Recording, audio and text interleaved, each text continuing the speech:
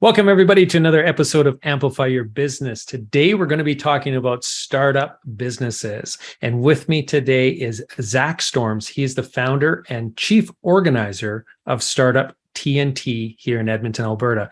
Welcome to the show, Zack. Hey, thanks for having me. So, Zack, tell me right off the top here, you work with startups each and every day. You're a startup yourself at one point. You've been an entrepreneur for quite a while. Tell me, what do you think every entrepreneur needs to know? Would be the top three things? This is a tough question. You're starting us off with I think a really challenging one to answer, but I'll give you, I kind of think this one from a first principle standpoint. Okay. So if I think about what you're trying to do with your life as an entrepreneur, so actually starting off with what are you trying to accomplish? What is it you want to do? I speak from personal experience there where I think I've known for a while generally where I wanted to go with my life, but I definitely spent quite a few years sort of dabbling on things and trying things out that I wasn't really passionate about. They weren't really what I wanted to do. So understanding what you want to do, what you want to accomplish is kind of like step one for any entrepreneur, really any person. And then in your business, I think really understanding the problem and the customer. I'll kind of lump those two together. Understanding the problem and the customer is quintessential, and being able to really identify with and be passionate about that problem, that customer base, what they're trying to accomplish, because you spend your entire life getting through that as an entrepreneur. And a third one. And then the third thing, what should you know? I guess, this was one that I feel like a lot of people have told me, and I didn't fully internalize and appreciate until I started the journey myself, which is the relationships you're building are at the end of the day what leads to your success. I find as an entrepreneur, really in life, but particularly in business and particularly in the startup life, all the relationships you're building, those are all people that are going to help you. They're going to invest in you. They're going to join your team. They're going to be your partners or your customers. The value of those relationships, it's really hard to overstate how important they are. And for me personally, I didn't really understand that until I started going through the journey myself. Yeah. I really love that last one because it truly is so important. And I like what you were saying in terms of that you didn't really internalize that until you'd kind of gone through it. And that's one of the things that we hear all the time from entrepreneurs that we're interviewing is just how much you kind of almost have to have that lived experience sometimes. Right. And so people can tell you what you should be doing, but it's just a matter of actually getting in there and executing it is the only way sometimes you can learn.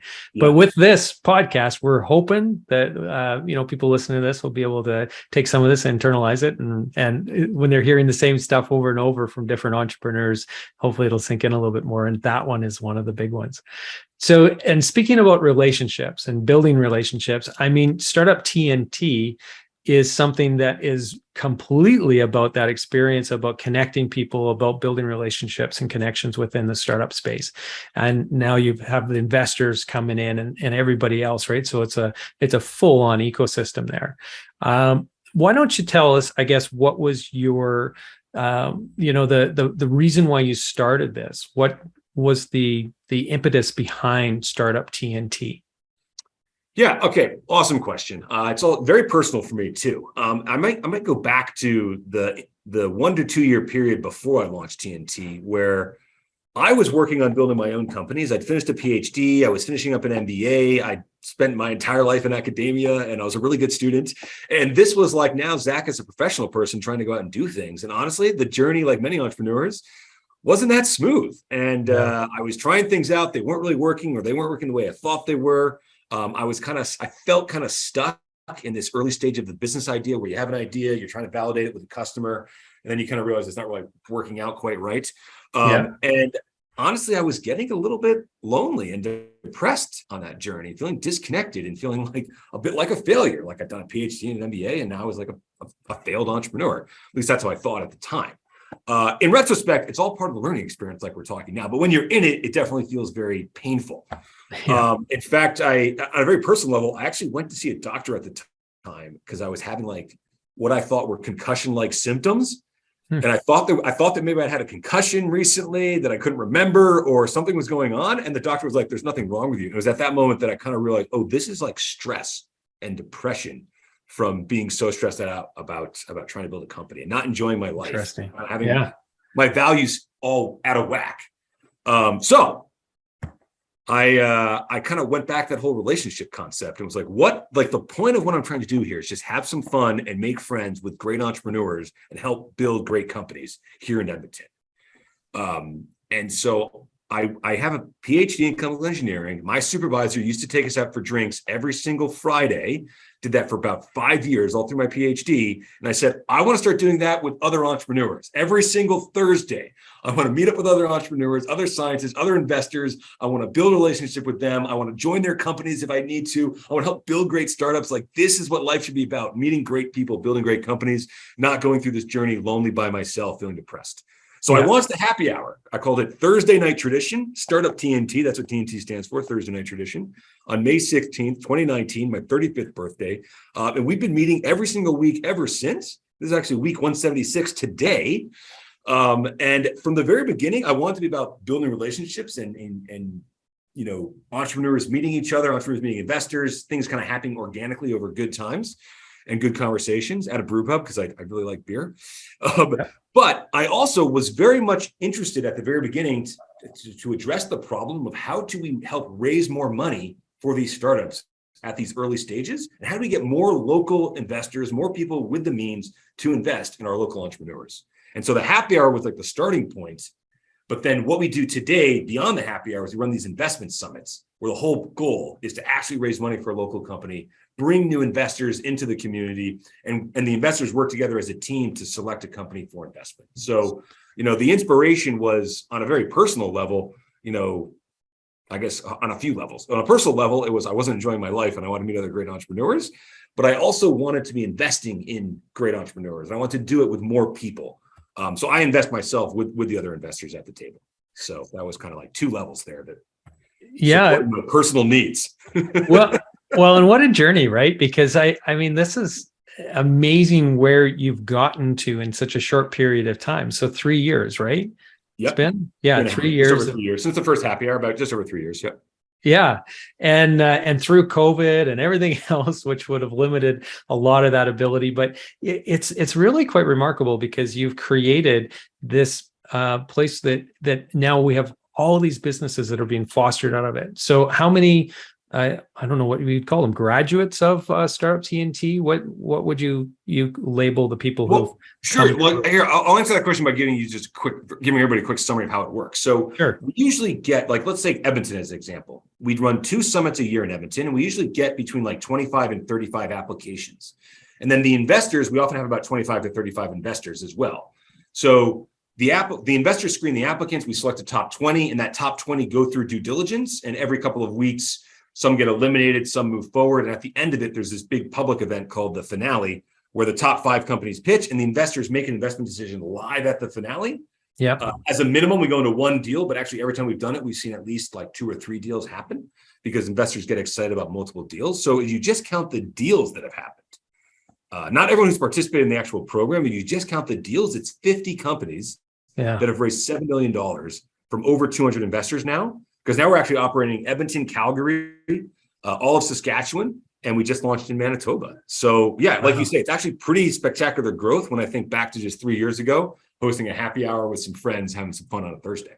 Yeah, completely. Okay, so now the business guy in me is wondering, okay, well, what's the business model for Startup TNT then for Zack Storms? Yeah, and from the beginning, one of the challenges I wanted to address was, how do you efficiently syndicate angel checks into local deals? Because honestly, doing an angel deal can often be relatively high cost for a relatively small check. A lot of traditional angel deals are doing things by pen and paper. It's quite a bit of work to sign the paperwork, get it all done. It's a lot of work for an angel to do the due diligence. Yeah. And it's actually quite a bit of work to properly do due diligence to invest in the right deal.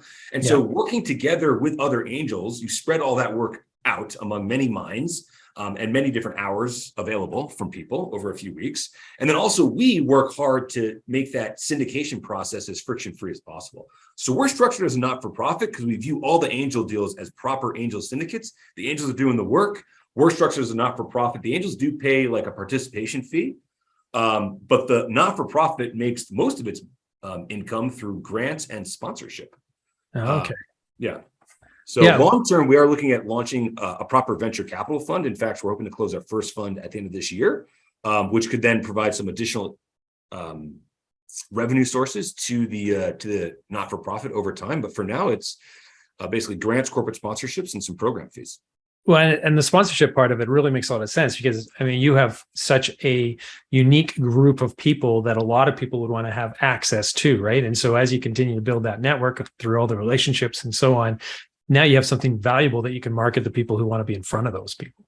Yeah, absolutely. And it's working really, really well. So we got some great corporate sponsors that serve entrepreneurs, and all the entrepreneurs that participate in our program. We try and work to do handoffs where it makes sense, make introductions. And, you were asking like, how do we define like a graduate of our program?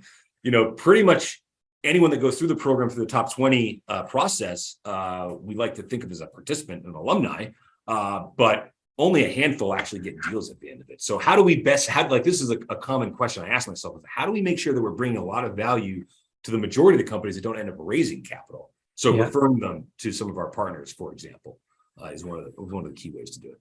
Yeah, and the partners you're talking about, some of those are sponsors, some of them might not. Some of them are sponsors, some of them are just like in-kind collaborators. Some of them are actually some of the funding bodies. There's a lot of programming and support services out there for entrepreneurs that we know really well, and we try and refer our entrepreneurs to them as much as possible. Yeah.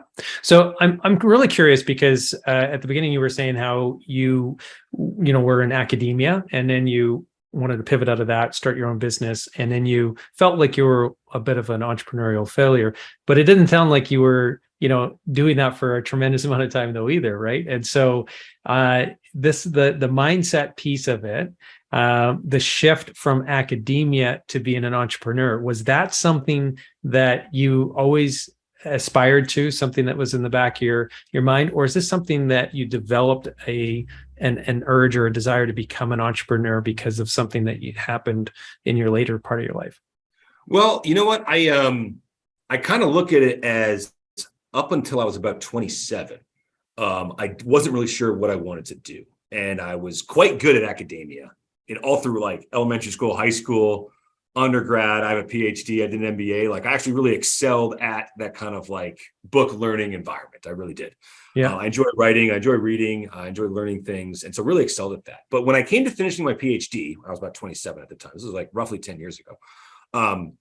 That's kind of like when I made a decision, which is, I don't want to just purely go into academia, because I did a PhD and I did really cool research and I loved it, but it still felt kind of far removed from immediate impact on the world, immediate impact on society. And I really wanted to look at all the science and technologies, like how do we transfer this into real technologies and products that are making an impact, on the world, on society. And so there's also a lot of things about, I think, business that actually appealed to me, just in terms of the social aspect, being part of a team, being a leader, building things together, like really appealed to me, beyond just, traditional academic roles. And so it was kind of at the end of my PhD that I made this decision that I wanted to focus on building and commercializing technologies, rather than just purely doing academic research. And so that was kind of where I made the shift, but it was a slow shift. So I spent probably 4 more years in academia working on projects that I was hoping to commercialize and build companies around. Yeah. But I would say that I actually think I moved pretty slowly. Like it took me 4 to 5 years to kind of completely go from an academic environment to that more like entrepreneur environment where I kind of threw myself out there. And like you said, I threw myself out there, and it was probably the first time in my life I really I would say took a bit of a personal risk and did something a little bit outside of my comfort zone. Because I was, like I said, I was good at academia, and this was different from that. Yeah. So and you said that it was a failure. So what did you learn from that? And I guess actually I want to change that question a little bit. So in working with all the companies that you've worked with, all the startups that have gone through the program, the ones that you have now intimate understanding of, what, I guess, could you have done differently that would have made your company a success when you transitioned out of academia? Yeah, you know what?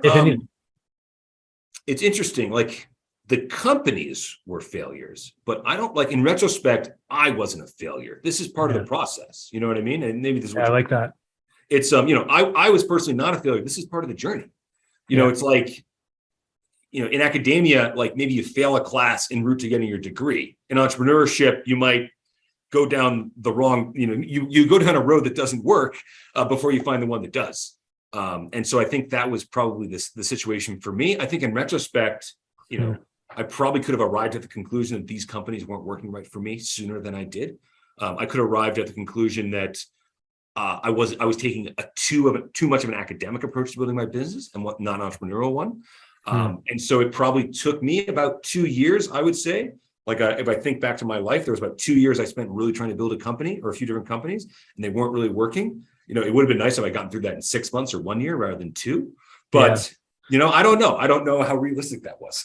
You kind of have to do it for probably at least 6 months, maybe 24 months. Yeah. Like you said, you have to learn by doing, and sometimes you experience the failure to learn properly. Yeah. So in those companies that did fail, is there anything that now that that you would have liked to have been able to apply back then? Well, I think like talking about like question that you started off with, and like really understanding your customer and the problem and being passionate about that. I think those companies, I was still in a bit of an academic mindset when I started, which was like, I have this really cool technology I'm working on. Let me figure out a way to apply this to a really cool problem. As opposed to, I'm really passionate about this problem in this customer group, and I know them better than anyone else in the world, and I can build a really awesome solution to service them. And I'm uniquely qualified to make this happen, which is how I look at Startup TNT and how I look at like, I joke that like I my full-time job is to run a happy hour, but honestly, when you think about like lean startup methodologies, like try things small, see if they work, iterate, and then grow. Like this is what we've done at Startup TNT. Like instead of me launching a venture capital fund, which is kind of like where I was thinking we could go eventually to invest in local startups, I was like, let's start a happy hour and bring them together. Let's get investors to write a really small checks. Well, small relative to what a venture capital fund would be receiving. Let's get investors together to write $5,000 checks and work together as a team to raise a few $100,000 for some local companies versus trying to raise a $5 or $10 million fund. So when I think about this, like I was just, from all those mistakes I had made in trying to build previous companies, I was like, okay, this is the actual kind of like steps you can take to try things out, get feedback, and see what's working.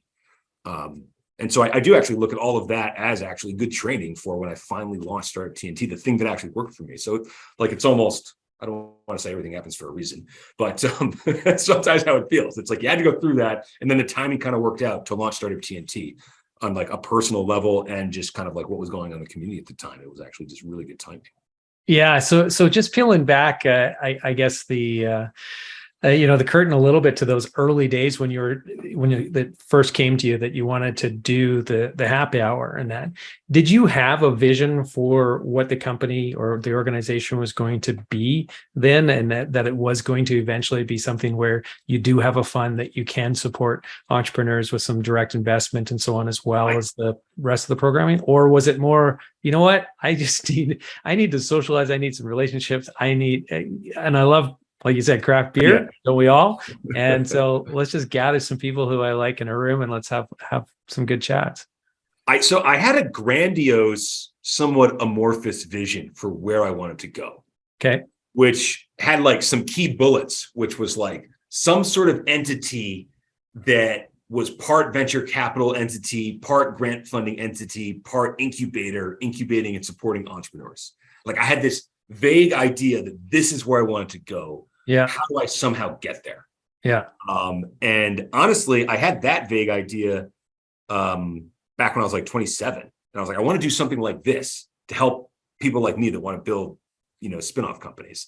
And I actually thought the first thing I need to do was go through the journey. So, going through the journey of like trying to build a company, I actually viewed as part of this longer term vision for myself where I wanted to build.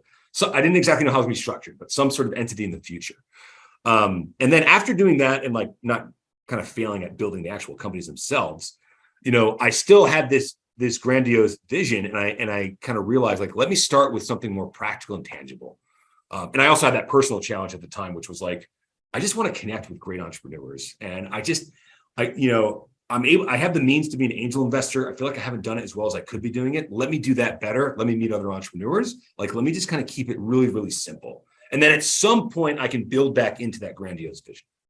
And I'd also say, like, now I've kind of taken that grandiose vision. It's not quite the same as it was 10 years ago. It's modified. But I was always thinking, I had this kind of like shining light, which the theme is getting more private capital to invest in local entrepreneurs. And also, like, in particular, like spinoff companies from universities. So Startup TNT raised $7 million now for 50 companies.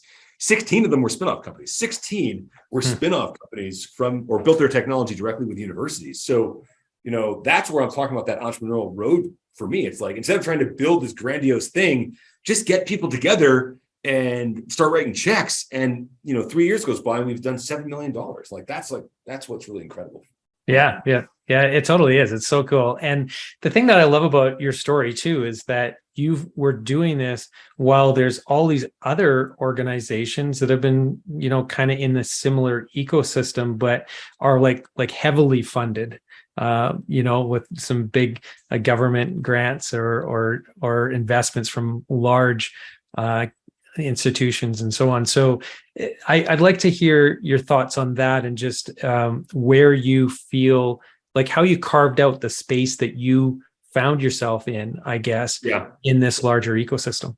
And we actually have, like, it's public. We have $1.5 million worth of grants ourselves from the federal and provincial governments. Like, so that's, some people might respond to that and say, well, you guys kind of are one of those entities yourselves now. And I think that's a fair comment. Yeah. But it's actually always been really important to me from the very beginning, which is, it's important that the entrepreneurs are the ones that are the driving force and the focal point and the centerpiece of your community. Like, the entrepreneurs, and I view myself as an entrepreneur too. I'm building a not-for-profit entity, but I still view myself as an entrepreneur 100%. Yep. Like, I'm building an organization just like all the other entrepreneurs building for-profit organizations. And I feel very much embedded within the startup community.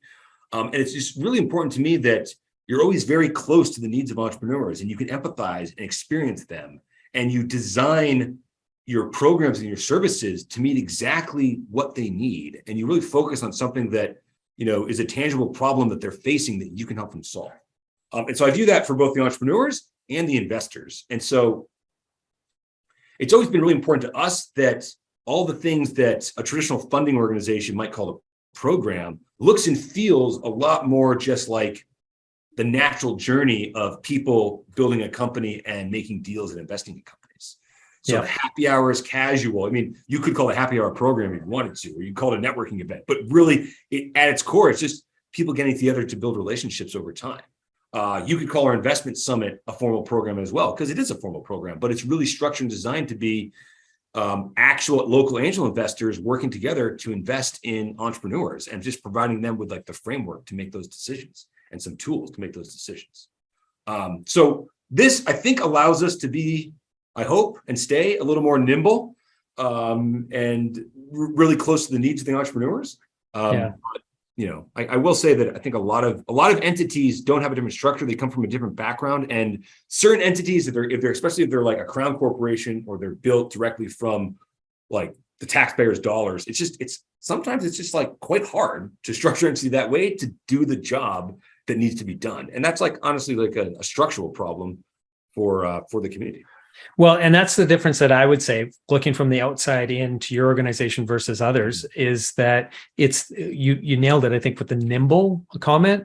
There's a nimbleness there that you have, and I think that's driven from just the entrepreneurial, spirit and energy that you have. And so that just really creates this, because you guys are moving fast. Like, you guys are creating some really cool things. You just opened up a co-working space for the investor community, really, right? Yeah, absolutely. Investors. Yeah, like, and so there's, like, all these really cool things that are happening, and the fund is just right around the corner, and you've expanded into 3 provinces now. Like, it's just there's things that are happening just so rapidly, where if it just doesn't seem to happen in other organizations that have much more of that institutional funding from. So it's really neat. A question for you on just the structure of the organization. And so, obviously at some point you had to make a decision whether or not you were going to do this as a not-for-profit or for a for-profit organization. You chose not-for-profit. Can you walk me through why that was the choice? Yeah, I think that fundamentally we view ourselves as akin to another social enterprise or another community building group that might be serving a different community. Yeah. There's lots of not-for-profit organizations to social enterprises that provide services like sort of community building services, community organizing services. And we kind of view ourselves in that mold, but just focused on the startup community and focused on angel investing.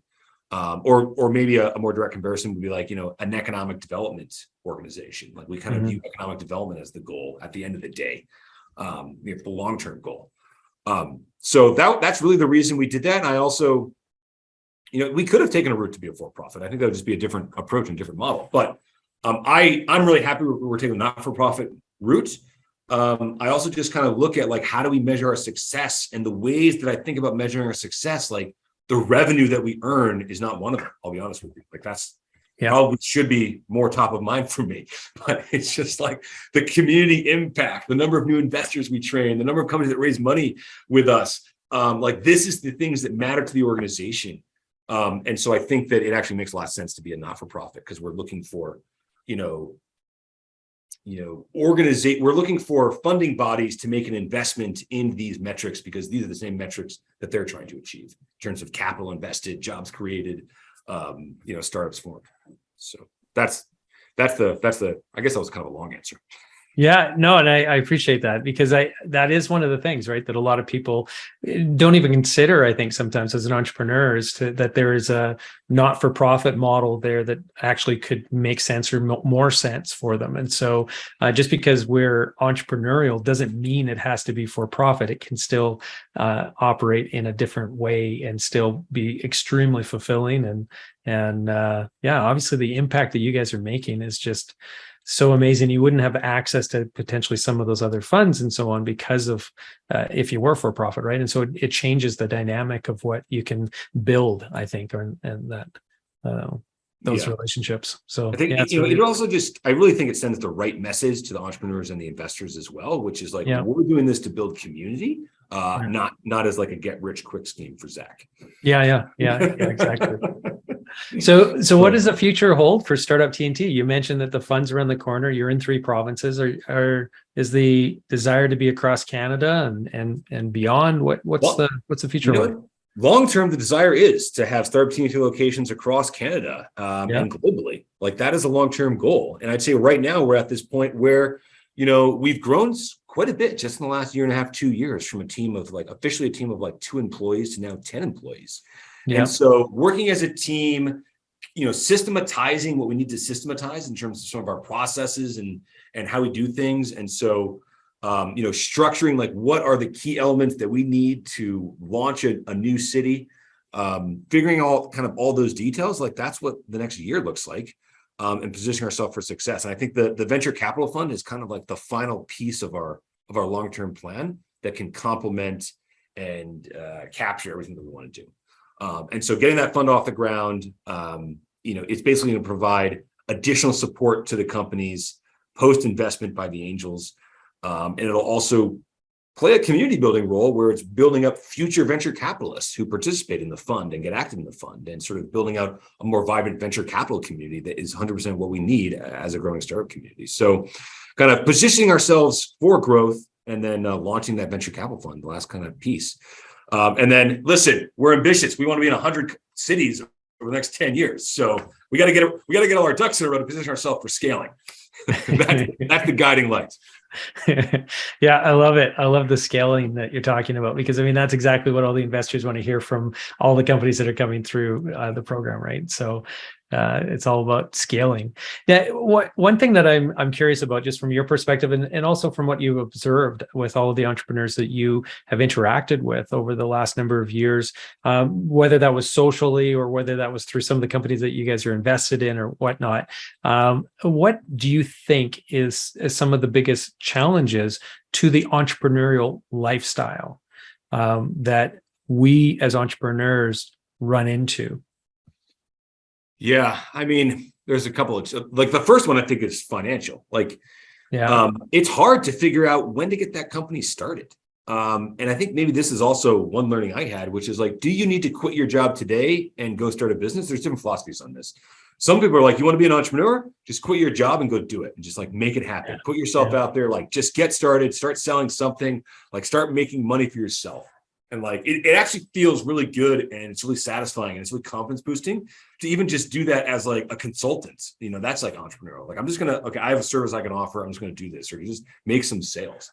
I did a little bit of that and it felt really good after, failing to earn the income for a while as an entrepreneur. But that's actually a big challenge. So I like the trade-off there. So another approach, which is actually what I did at Startup TNT, is you're going to keep your job, or maybe you have like a somewhat flexible job, and you're going to slowly build up your startup to the point where it's now a full-time job.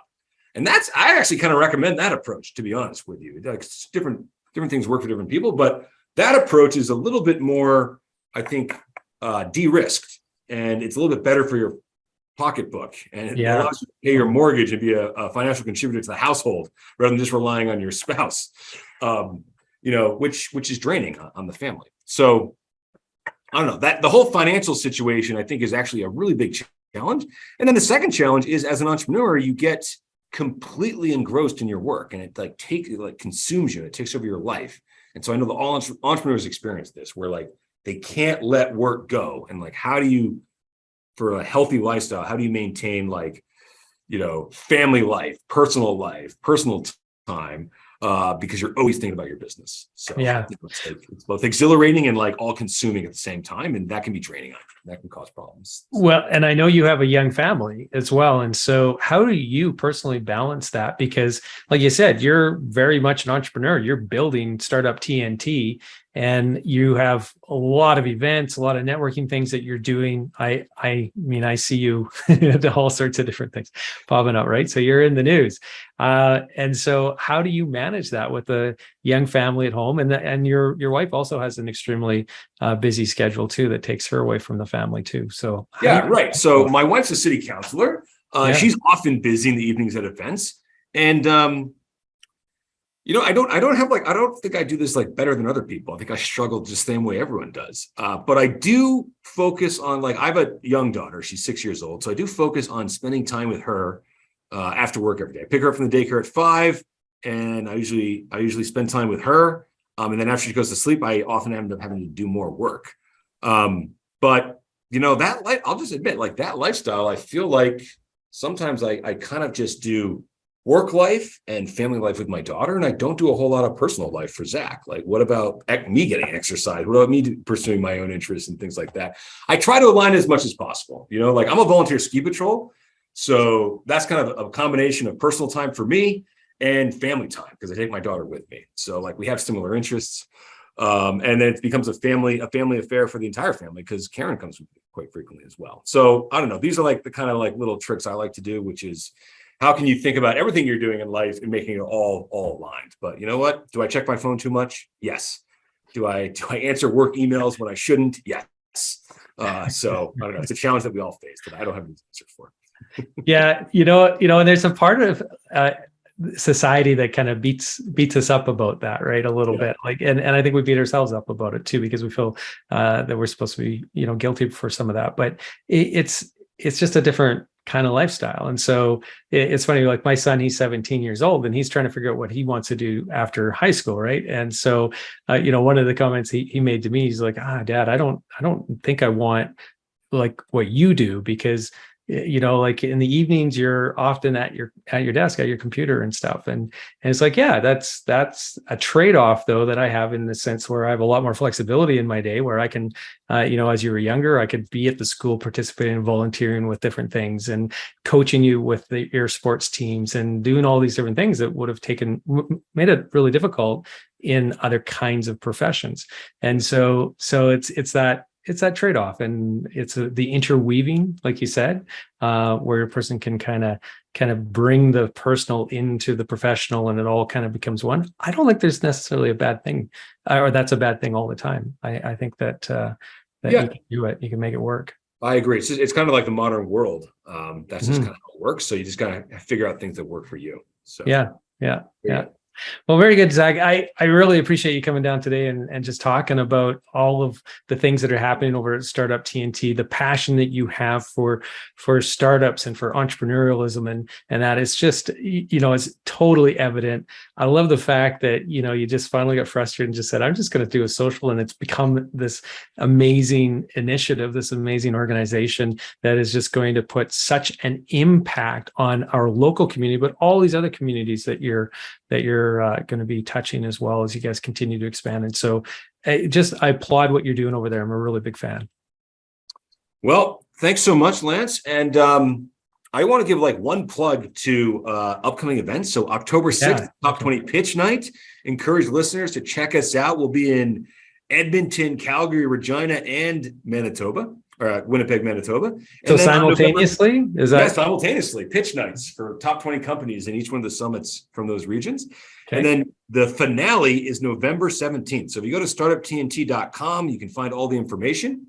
And then also, I just want to give a big thank you to my team at Startup TNT. We're a 10-person team now. I met my co-founder, Tim Lin, at the happy hour at week 6. I launched the happy hour together. We have built everything else every step of the way. And most of the team members that we have right now, we've actually met through Startup TNT, through investment summits, through the happy hour. So, just a really nice thank you to everybody that's out there, and hope you guys keep coming back to have some fun, make some friends, and build companies together. Definitely. Well, I look forward to seeing you at an upcoming event, as well as anybody else who's listening to this. Come on out. Let's have some beers and talk entrepreneurship and startup and everything else. So thank you so much, Zach. Really appreciate it. And for those of you who are listening today, if you really like this episode, check out our archives over to amplifyyourbusiness.ca. And of course, you can search and find us on all of your major podcasting platforms out there. So just search Amplify Your Business and you'll find us there as well. So until the next episode, everybody have a prosperous day. And thank you again, Zach.